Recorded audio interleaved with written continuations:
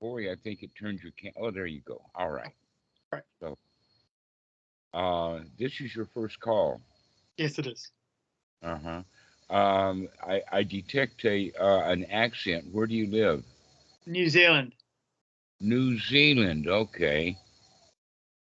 It wasn't quite an Aussie accent, but it's No, certainly not. we get mixed up between the two of us though. Uh-huh. Well, actually, you're the first student that I've had from New Zealand. Haven't Oh, had fantastic. anyone yet. Had lots of students from Australia. Um, so you ask a kind of an important question about right noble effort.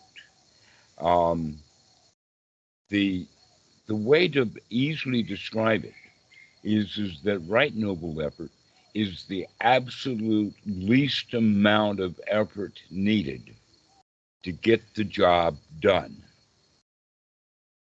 Right. Okay, the absolute least amount of work needed to actually get the job done. That's right noble effort. All right. Okay. So here's a silly example of that. That Tom Sawyer's aunt told him he's got to whitewash the picket fence. And so he takes his bucket out there and he's grumbling, he's painting that picket fence. And his good friend Huckleberry Finn walks by and starts a conversation. And Tom says, I'm so busy painting my fence here, I don't have time to talk with you. And that got him interested. Oh, well, what are you doing? And he says, well, this is so much fun. Here, you want to try? And so now Tom is sitting under the tree while Huckleberry Finn is painting the ant's white picket fence.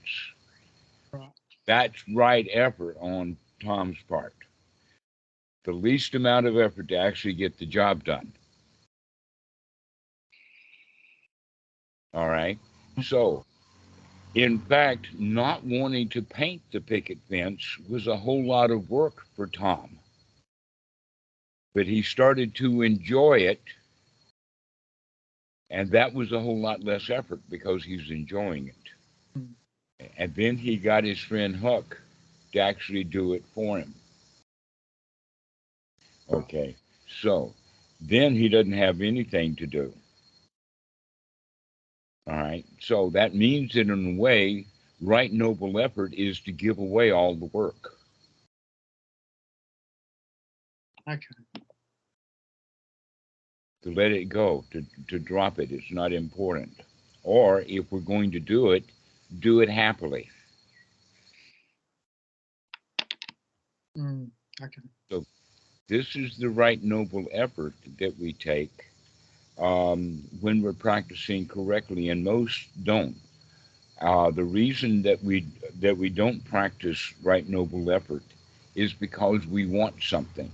We're in a state of desire and feeling that that's in fact the only reason why anyone would ever start the practice of meditation is because we're dissatisfied and we want something and we know it.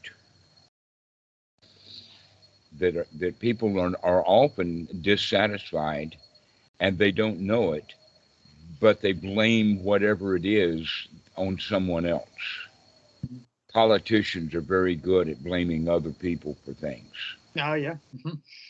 Hmm. Um, and so um, this whole quality of the Four Noble Truths and the Eightfold Noble Path, in fact, the Buddha says it several times in this way, that I only teach, both formally and now, one thing, and that is dukkha, dukkha nirodha.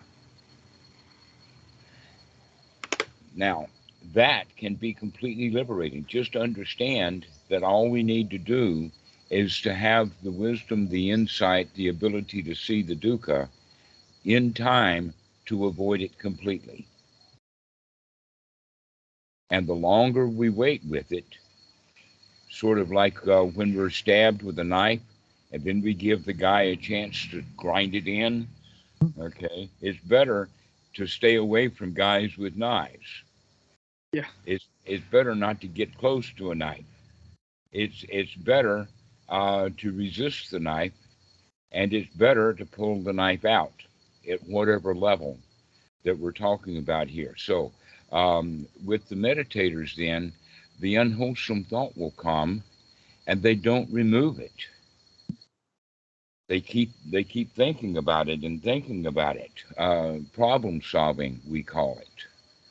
And the mind just twists and turns in the winds of dissatisfaction. So, what right effort is then is the effort that it takes also to make a change. That, in fact, you could say that the number one word, you could go actually so far as to say the entire teaching of the Buddha can be summed up in just one word. That is change. Because the dukkha nirodha means you see the dukkha and then you make a change to come out of the dukkha. Mm. So this is how we're going to be practicing, is basically taking an object, and that within Western meditation, the object of meditation seems to have gotten important, especially if you're intending to dwell on the object. But actually, with Anapanasati, what object that we take is not important. What's important is that we can take an object, Mm. and we're going to be taking a whole lot of objects. Okay, you could use it. The analogy would be like a ball. There's many, many different kinds of balls. But when a kid gets good at playing with one kind of ball, he can transfer that to other kinds of balls. So he can get started with a baseball or a softball. He can play then with, uh, because a lot of the whole idea of balls is the trajectory. Where are they, and where will they be, and where will I be when it gets there? Yeah. Mm-hmm. Right? Okay. And so it doesn't really matter what the size of the ball is, from a basketball or a soccer ball or a baseball or even a golf ball. The qualities of the balls are the same. So the quality of the object that we're going to be taking has that quality of it's an object, but we can take the breath, we can take the body, we can take the body in the sense of where the tensions are, we can take the body in the sense of it being relaxed, we can take feelings, we can take the thoughts. In fact, we want to be able to take everything that we are as an object from time to time. And so we become skilled at moving from one object to another based upon the reality and the circumstances. Mm. So in the beginning, we talk about it. Let us say there's two different ways. One is we can approach it with the breath, and the other one we can approach it with the mind. But they're, in fact, we're going to be doing both together anyway. To learn to control the breath, we take the breath as an object of meditation. And as we do that, we keep coming back to the breath and coming back to the breath. And then Goenka has the pet phrase that when the mind wanders away from the breath, never mind, start again. Now that's the correct practice. But almost always, when the mind wanders away from the breath, the students don't like it. Mm. They say, oh, this is a monkey mind. Oh, I must be doing something wrong. Oh, I need help. I need a new teacher. And all of these doubts and all these hindrances come up. And they're not aware that they should be taking those hindrances very quickly as an object of meditation in the sense of identifying them, recognizing that this is doubt, and that all I have to do is throw that doubt out, throw that thing out, which is the right effort, and come back to the breath. And that takes very little effort, Mm. unless we're clinging to the thoughts that we were having. And then it takes a whole lot of effort to set them down because we were stuck in it, clinging. That in fact, if we can see those things like the knife flashes, we can see that and avoid the situation. But normally, what winds up is that those daggers of thoughts are not only sticking all the way into the mind, they're being twisted and turned and making more and more and more damage. Mm. And those are the kind of thoughts then that are drowned in, that are require more effort. And so the students will say, "Oh, well, I can stop thinking about my dad and come back to the breath, but then a minute later, my dad thoughts come back up. Oh, poor me." Mm. Well, no, we're just talking about that thoughts about dad are kind of stuck in the mind. You've let them be stuck there for a long time, and that now we're becoming aware of those thoughts. So never mind, throw it out again, and throw it out again. That is it's sort of like the students get tired of doing the right thing, and so they start doing the wrong thing again. And the right thing, because the wrong thing is just easy to do. That's what they've been doing all along. Mm. Mm. Okay, so that's the normal neural pathways of the mind, is to just think about dad and feel bad.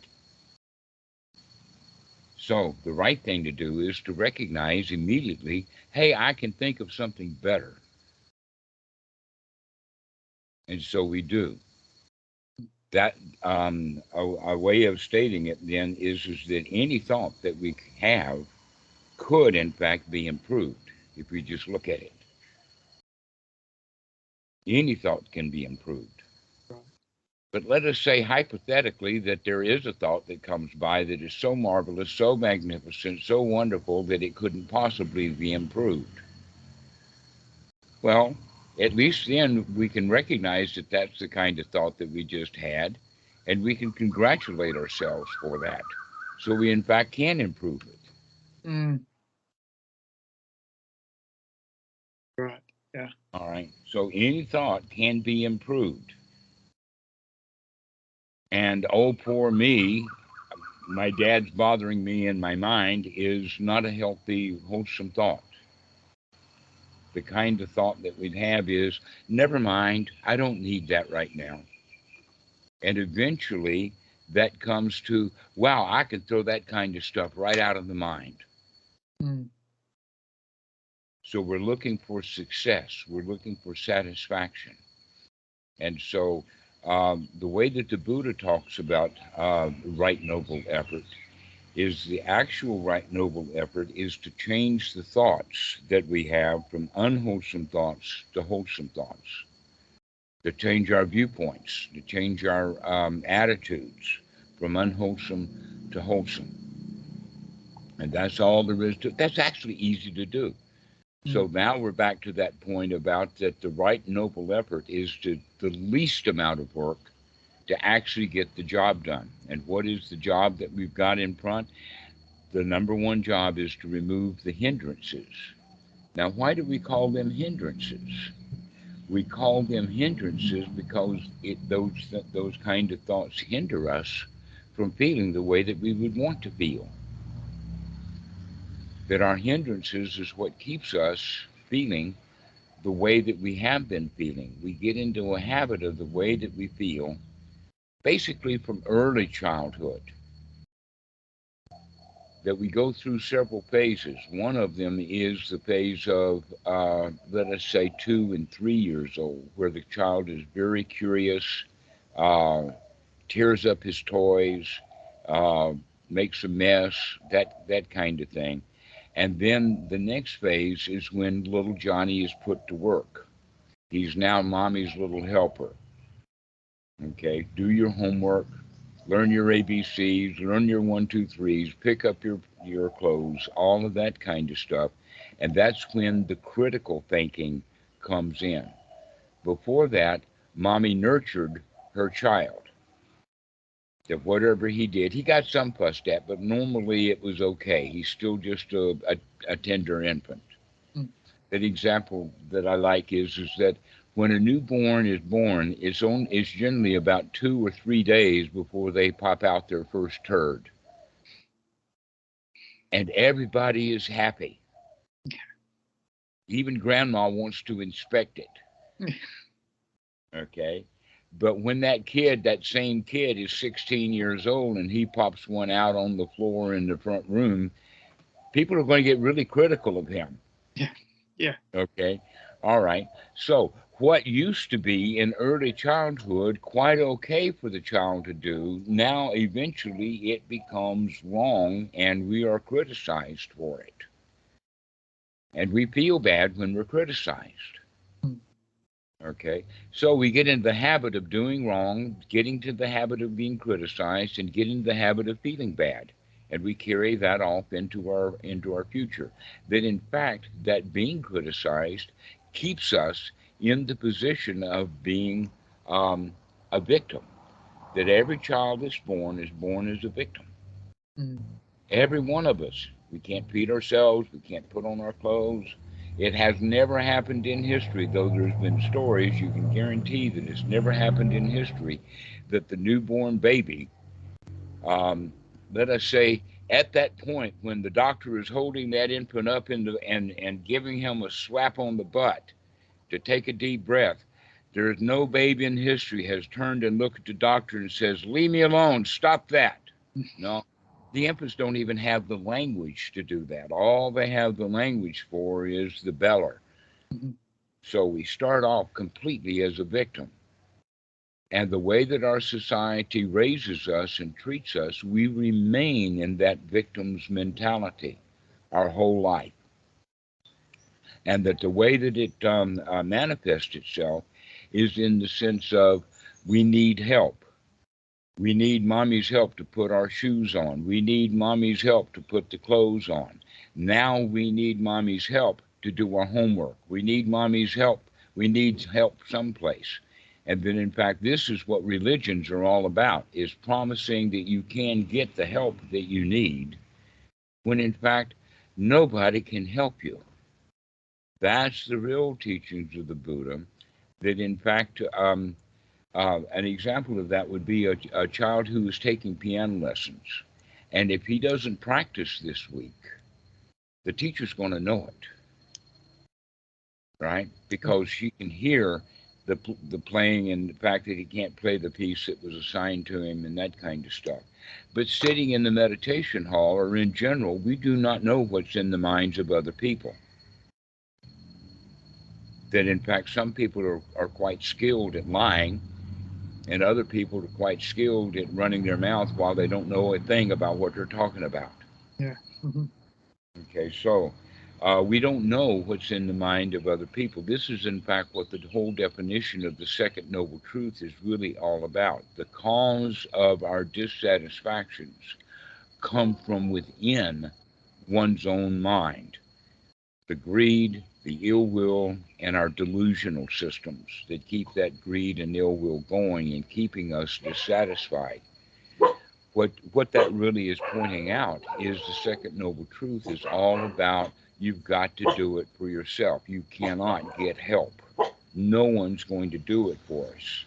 And in that regard, about the right effort that we're talking about, look how many people put how much money and time and effort into getting somebody else to do it for them when they could have done it easily for themselves in the first place.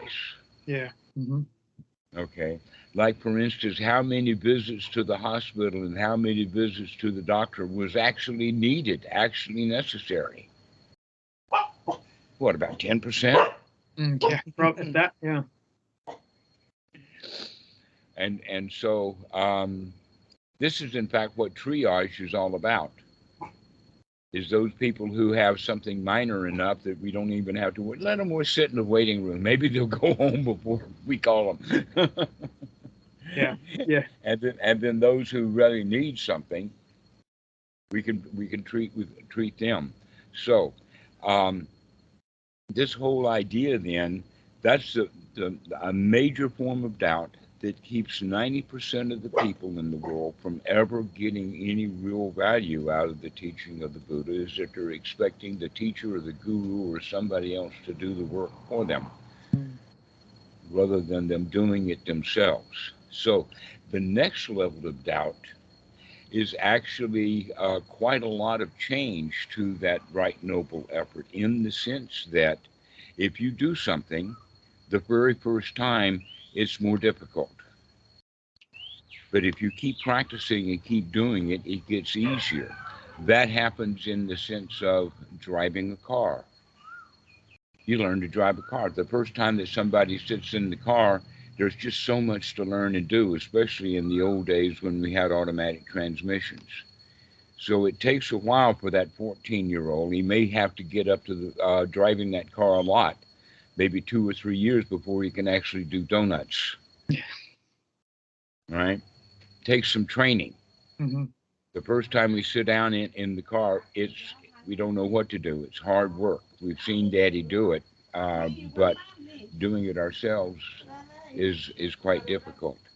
So um, repetition, doing it over and over and over again, is a major quality of the teaching of the Buddha.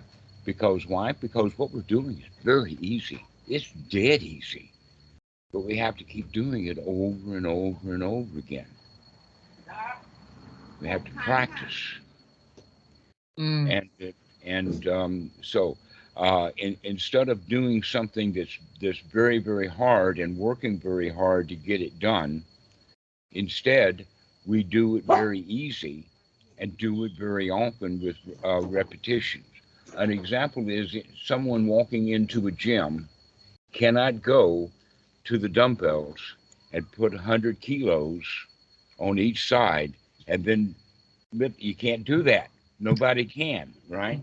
But what we can do is we can go to the gym and get a 1 kilogram dumbbell and then start doing reps. Okay. So in that regard, you could say that 100 kilo dumbbell or barbell that the guy is trying to pick up, he's putting up way too much effort and not even getting any results. In fact, he may hurt himself. That in fact, YouTube is full of flops where they're doing a jerk, and then a second later, that barbell is on their chest and they're flat on the floor. They couldn't hold it. They lost it, right? Yeah. That's wrong effort. Yeah. Right. Yeah. And it's wrong effort because we're working too hard at doing too much. So the right way to do it is very little, over and over and over again. We can see that also in the sense of the guy is carrying water bottles right now, and he's actually out here trying to pick up 6 of them at a time. Right. Okay, when in fact he could pick up 3 of them, and that's easy, or 4. So we try to do too much. This is what we mean then by wrong effort, is by doing too much rather than doing just what's needed to be done. So the least amount of effort would be to just pick up 1 bottle and move it. Okay. Mm. So go ahead. So that probably would be to do with our pre-programmed nature to strive and try hard, that type of thing. That it goes against the grain of what we actually should be doing, which is less. Right, exactly. That the whole teaching of the Buddha has to do with relaxation. Taking it easy. Have an easy life. Don't work so hard. That in fact the people who work really, really hard is because they want a whole lot of stuff, and they have a whole lot of stuff because they have been working so hard, but they're not now enjoying all the stuff they have. They're still working hard to get more.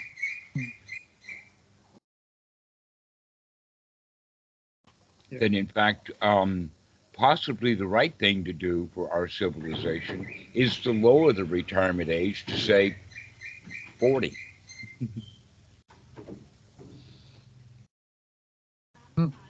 Yeah. But we can't do that in the society because all the rich people say, oh, I can't make so much money if all of those people retire. I'm making my money off of them, which is how the society is based. Yes. It's based upon an exploitation model, and we exploit the children from their childhood. Oh, you're going to have to get a job. What do you want to be when you grow up, Johnny? Johnny thinks about it. He says, a lazy bum.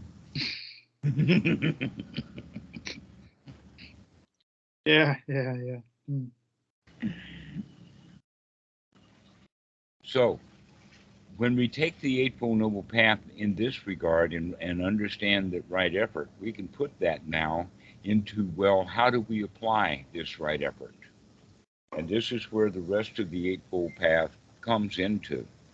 Um, the first point is uh, the way that the Buddha describes it is actually quite correct, quite clear. That right viewing comes first, the ability to look and to see, to recognize the dukkha, that in fact no one calls and no one actually reads any Dhamma literature unless they already conceive that there is dukkha.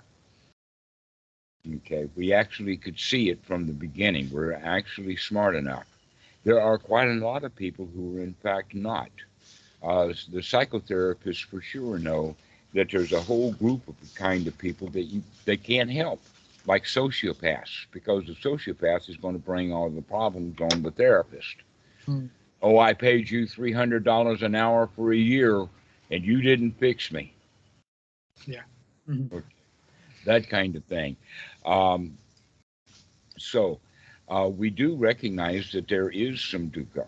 So now what we're going to do is use that knowledge and turn it into a skill. And what we're going to be doing now is to look, investigate. Now that's different when we use this word. You've heard the word right view, right noble view, etc., like that.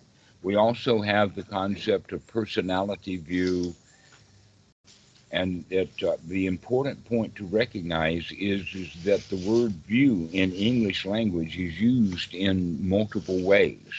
And yet when we translate it out of the Pali, they're using the same word, and it gets confusing. So let's talk about two kinds of views. One's a noun and the other one's a verb.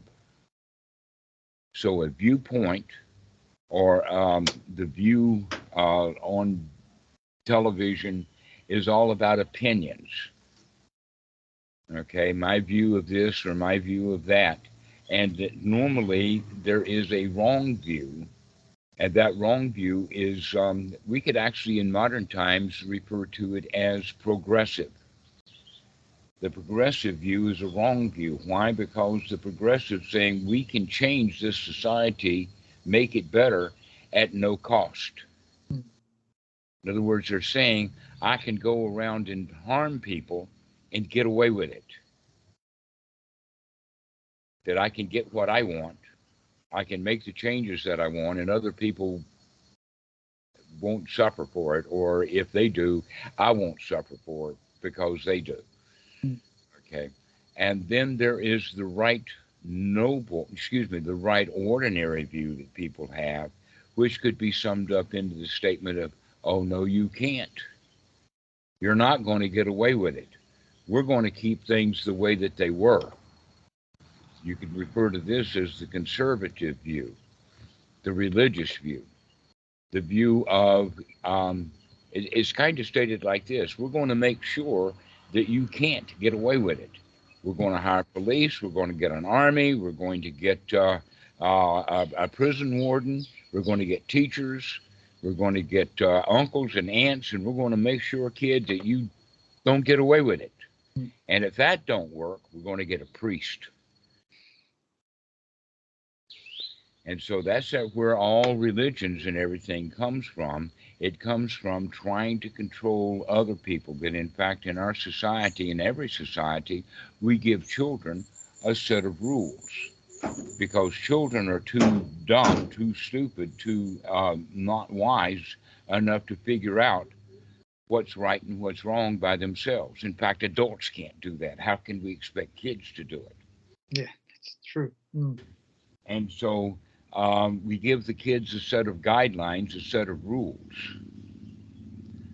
And then the kid picks up more rules and more rules and more rules until we begin to be completely rule bound. That the rules tell us how we should behave and the rules tell us how we should feel, etc., like that. And so, in the practice of anapanasati, we're actually going to stop going by the way things are supposed to be and the way things it should be, or that kind of rule-based knowledge and system, into actually observing, actual looking. So here is where the noun of view becomes viewing, a verb. This is what right noble view is, and it should have been translated right noble viewing or right noble looking, right noble investigation. That's what really we need to take the effort to do, is to actually stop with our conceptualized world. That in fact, what our concepts about the world are is just a world view, and our concepts are often wrong because they were formed in the past, many of them even in childhood. And so we think we know when we don't. And we get more attached to what we think we know than what's real. And so here we're actually going to be investigating what's real. We're actually going to change that frame of reference. That's part of the right effort, is to change from thinking that we know and having views and concepts into a kind of a don't know attitude, a kind of investigation attitude. One story I tell is about this Dr. Watson and Sherlock Holmes, you've no doubt heard about. Okay. And they both together decide to go to the crime scene. And there Dr. Watson is looking around, and he's musing about the kind of people who lived in this place and that kind of thing. What does Sherlock Holmes do? He gets his magnifying glass out and he studies, he looks, he investigates. And then Dr. Watson is so surprised when Sherlock Holmes is only out following the actual evidence that he's discovered, while Dr. Watson, like most detectives, try to figure it out mentally with their mind. And so that's why some investigators are so good at it, and others are not. There was a television show years ago. The guy's name was Monk, and he was an investigator, but he also was a agoraphobe. He was afraid of everything, especially dirt. And because of that, his investigation of looking for the dirt wound up making him an especially excellent police detective, except that they fired him from the police force because he was so obnoxious that they didn't want to use him, but they needed him, so they'd only give him those special crimes that none of the other detectives could figure out. Right. Okay. And so this is the way that we can see that it's the seeing, it's the investigating, rather than the thinking that we already know. So this is actually then the Eightfold Noble Path. The next point that we can talk about, which is now becomes the star of the show, and that is sati. Sati means to wake up. It means to remember. It means to be here now. It means to come out of our thinking process into our sensory awareness, to come into the present moment. And from that point, that's when we can actually do the investigation. You see, we can get lost in thought, and then we can wake up and say, what was I thinking? Yes. Right? Mm-hmm. So now we have the three things that we need together. We have sati, to wake up, to do a look, to do an investigation, to see what's going on with discernment, and to now we apply right effort to make a change. And that's basically the practice, is to wake up, take a look, and to make a change. To wake up, take a look, and to make a change. Okay, so what is the change quality then is going to be to make the thoughts wholesome. So, oh, meditation is hard. We can say, oh, I see that thought. then in fact meditation is actually quite easy. I just caught it, I just did it. Right. But if I think meditation is hard and meditation is hard and meditation is hard, then that's not meditation. But meditation is hard, meditation is hard. Ah, I see that thought. And meditation is not so hard. Okay, so this is the waking up process, is to start waking up to what we're doing and seeing it clearly. And now the effort that it takes to change is easy. Mm. Mm. It's easy to do once we understand. So if we keep doing this over and over and over again, we begin to change some feelings as well. The example that I would use is that um, if we examine ourselves and find that there is anxiety, fear, tension, anything that's like that that's left in the body, and many students will begin to do that. That in fact, people are uptight, and they don't even know that they're uptight until they sit down in meditation, and then there's nothing much happening, and so that uptightness becomes manifest. They can see it. It was already there, Mm. but now they can see it. Okay, now that we can see it, we can say, well, wait a minute. There's nothing to be afraid of. There's no problems. There's no worries. There's nothing to do. I can just sit here and let that fear-based anxiety melt away. We can actually talk ourselves into feeling good. Everything is okay, everything is fine, there's no worries, there's no problems, and we keep using, in fact, you could say that that kind of language that I'm just using is very wholesome language. Meditation is easy and I love it. That's a wholesome thing. Meditation is hard and I can't do it.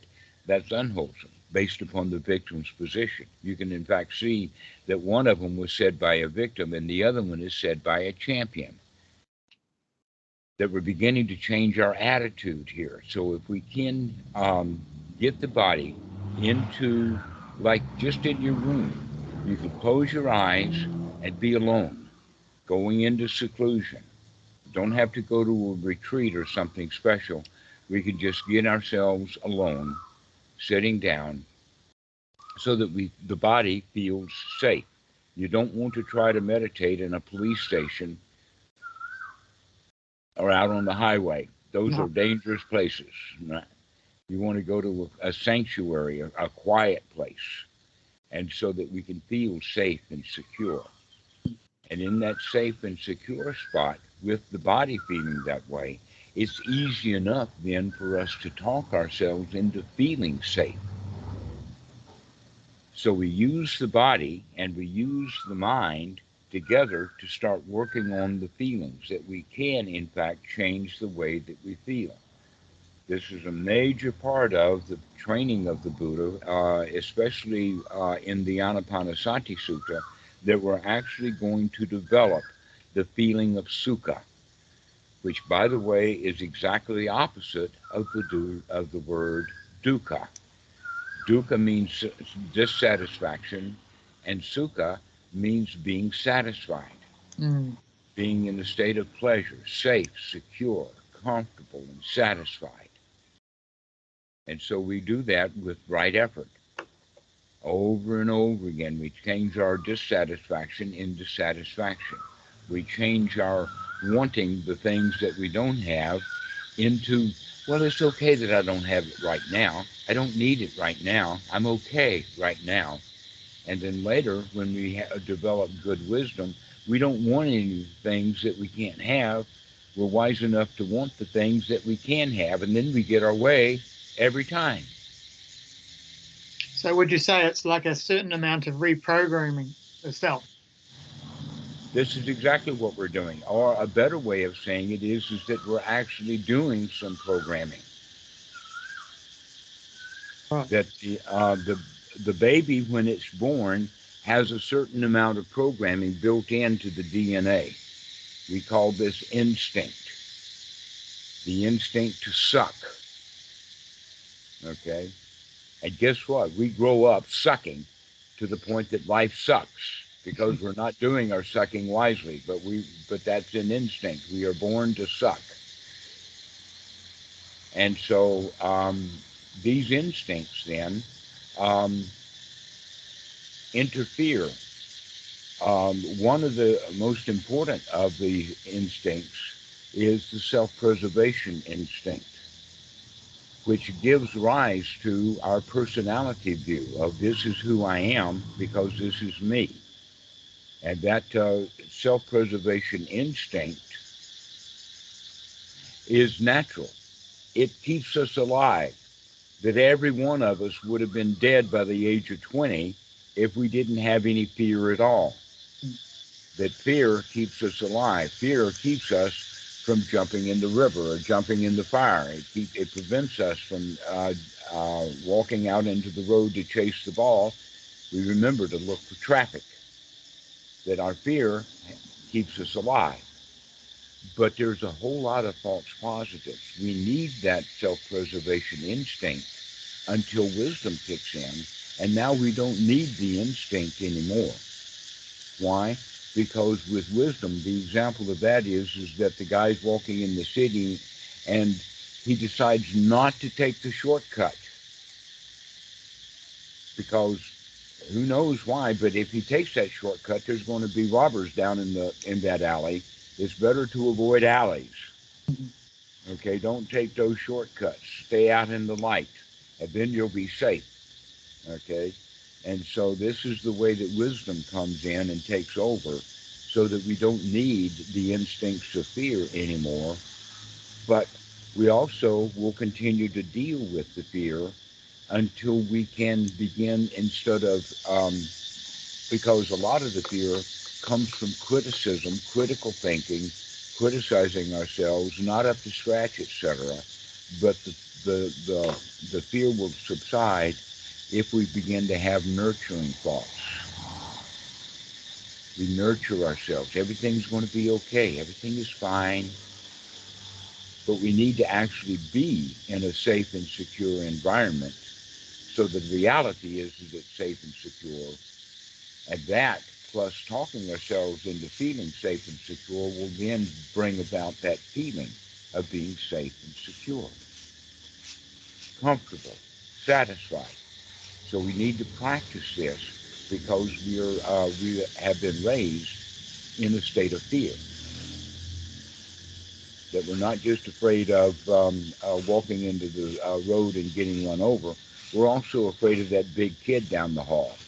We're afraid of the teacher. We're afraid of the principal. We're afraid of the cop. We become afraid of everything because we're victims of all of that stuff. Okay, so now here we are practicing these three items of the Eightfold Noble Path: right sati to wake up, right investigation, and then making the right kind of change so that we can get ourselves into the feeling state of feeling safe, secure, and comfortable. And when those three things are well rehearsed, then a fourth item comes into play. This is the fourth item on the Eightfold Noble Path. Actually, is normally listed as the second item, but it is the Pali word is sama sankappa. And basically, what we're talking about is an inclination or an intention um, or an attitude. Which direction are things leaning? An example of that is a tree is going to fall in the direction of the way that the woodsman cut it, so that it would lean just a little bit in that direction, and then it's going to fall in that direction. Okay, so this is kind of a leaning of the mind, our attitude.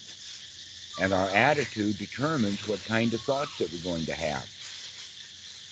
Let us say that we're in a crowded environment, like in the getting onto the subway, and the attitude of one person is this is a very dangerous place. I've got to be on great guard. And then somebody bumps into him and he's going to turn around with great emotion. But if you have the feeling, oh, these guys are all my friends here.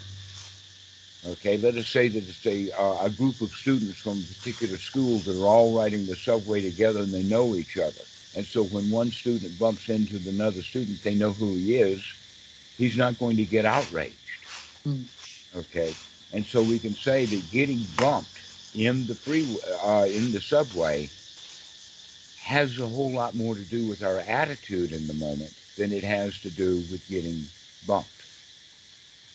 Is how we handle. What's our attitude? Okay, so this is what we're beginning to change now, because we're getting one success after another. What is the success?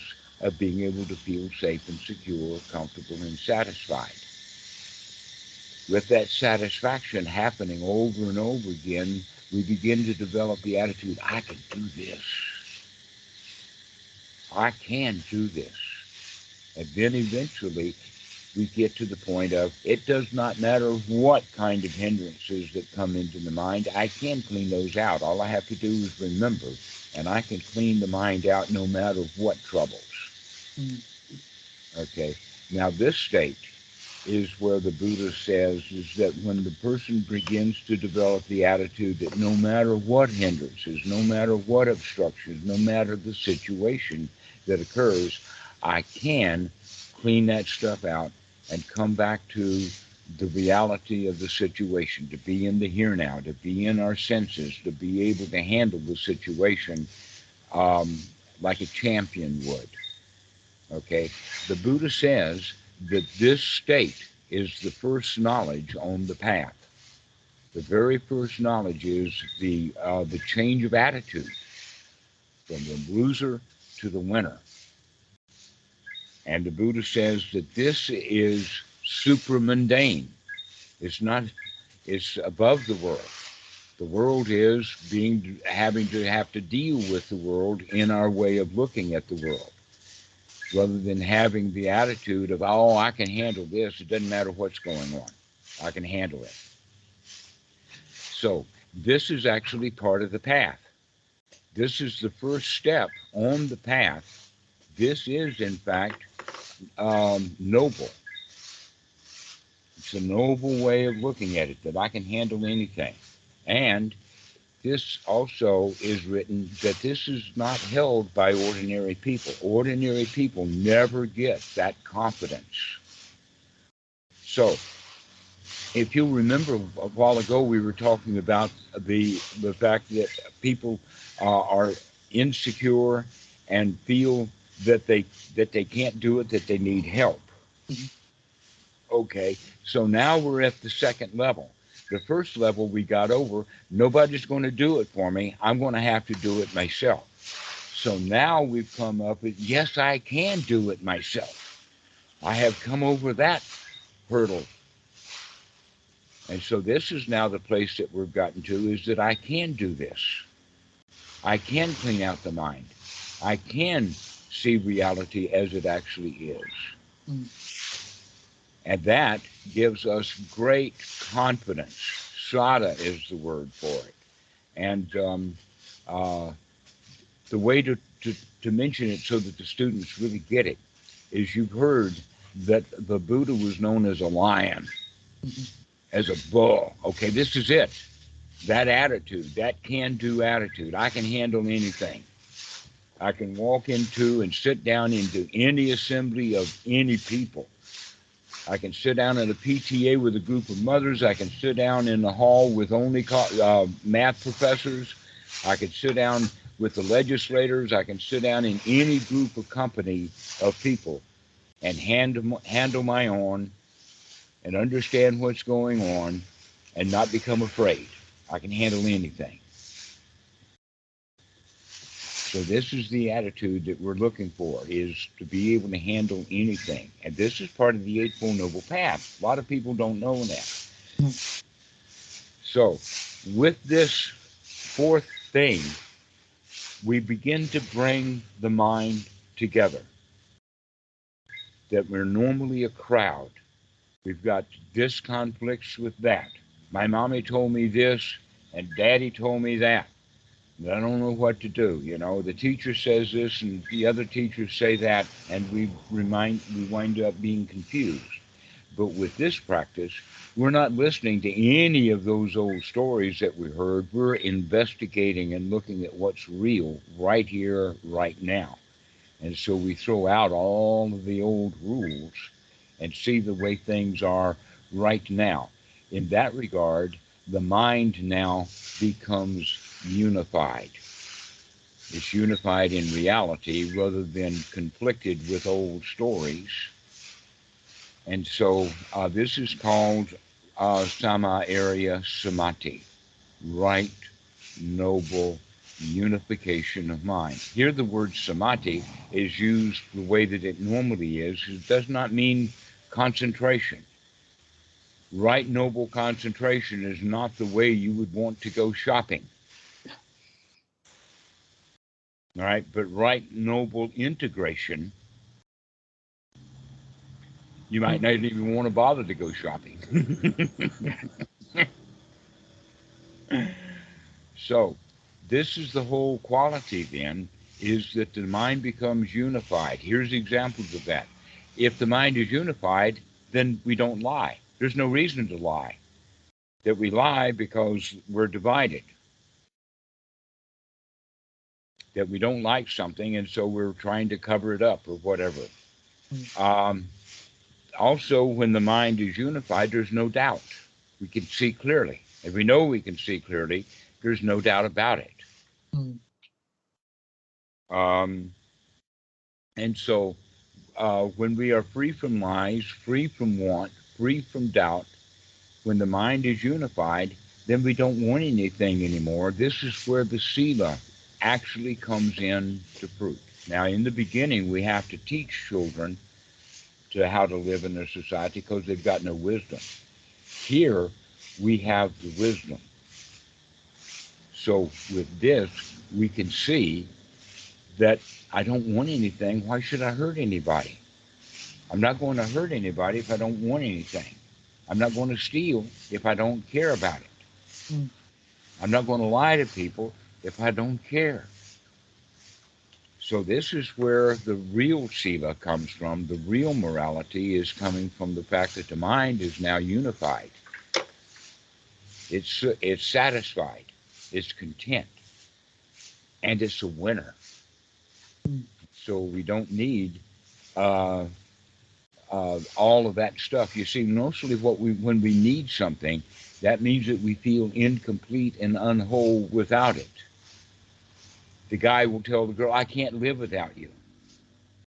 Right? This is the mentality. And we get that attitude about that new motorbike that we want, or that new shotgun, or whatever it is. We got to have it. I need it. And we cling to those things. And the reality is that we don't need them at all. What we need is to feel safe and secure. And if you feel safe and secure, then we don't need a gun. And you can see that, in fact, some people collect and have hundreds and hundreds of guns. They still feel insecure. And so the guns don't help us feel secure, but practicing feeling secure will help us to learn to feel secure. That makes sense. And so this is the Eightfold Noble Path in brief. And this is a really, really good place to get started, is to figure out that this is actually the teaching of the Buddha. That in fact, one more kind of thing happens, and that is that once we practice to the point of recognizing that I can clean my mind out any time, every time that I remember, and we come into the reality of the situation, because we can do that, that gives us the ability then to live our lives comfortably and happily without having to blame other people and anything like that. In fact, the point that I'm making here is that we no longer have doubt about how to live our lives. The Eightfold Noble Path and the teaching of the Buddha winds up, we know beyond any shadow of any doubt that we do have and we know what is the path and what is not the path. You see, in the past, we didn't know what was the path, and so therefore we found out a whole lot of stuff to try that we thought would be the path. But now we know for sure what is not the path. And that is basically everything that I've been doing before now is not the path. Yeah. but what is the path is never mind, start again, come back to the reality, clean out the mind, and be comfortable and happy right here, right now. Now, when people get that, they come back and say, well, what's next? And the answer to that is, you don't have it yet. Because if you actually are feeling safe and secure and comfortable, you don't have the question of what's next. What's next comes from the fact that we're just a little bit dissatisfied. Let's look at that and come back to being satisfied. That this moment is okay, there is no next. This is good enough. That we're already in paradise, it doesn't need to be repaired. I see. And yet in the Western mentality, it's always more and more and more and more and more. There's no end to the education. All right? But here, this path has an end to it. And it ends in satisfaction, which is exactly the opposite of being dissatisfied. I mean, it's actually an easy path to take. But it's so badly misunderstood. And so many people are practicing meditation without even putting the Eightfold Noble Path into it. And the Eightfold Noble Path is really, really easy. To wake up into the present moment, to look at what's going on and to make a change, and then to congratulate ourselves for making that change. And we do that over and over and over again, and we make those changes, and pretty soon we throw out all the disintegration in the mind, and the mind becomes whole and unified with the attitude, I could do this, I can handle anything, I can go into any assembly, not afraid of them. That's great. That's excellent. Yeah. And so that's all there is to it, Corey. But it needs to be practiced over and over and over again. You don't have to pick up 6 big water jugs and try to carry them around like this. Just pick up one at a time, just one at a time, one at a time, this thought, this moment. And make it really easy on yourself.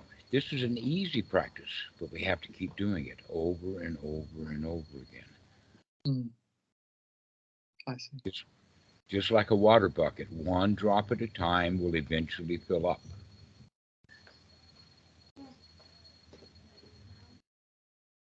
That's excellent, Dhammarato. Thank you. So go practice with that mindset, and that next time you call, we'll go into how we practice this with Anapanasati.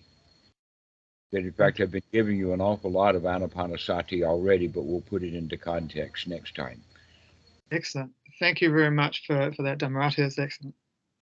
Okay. Well, when will I see you again?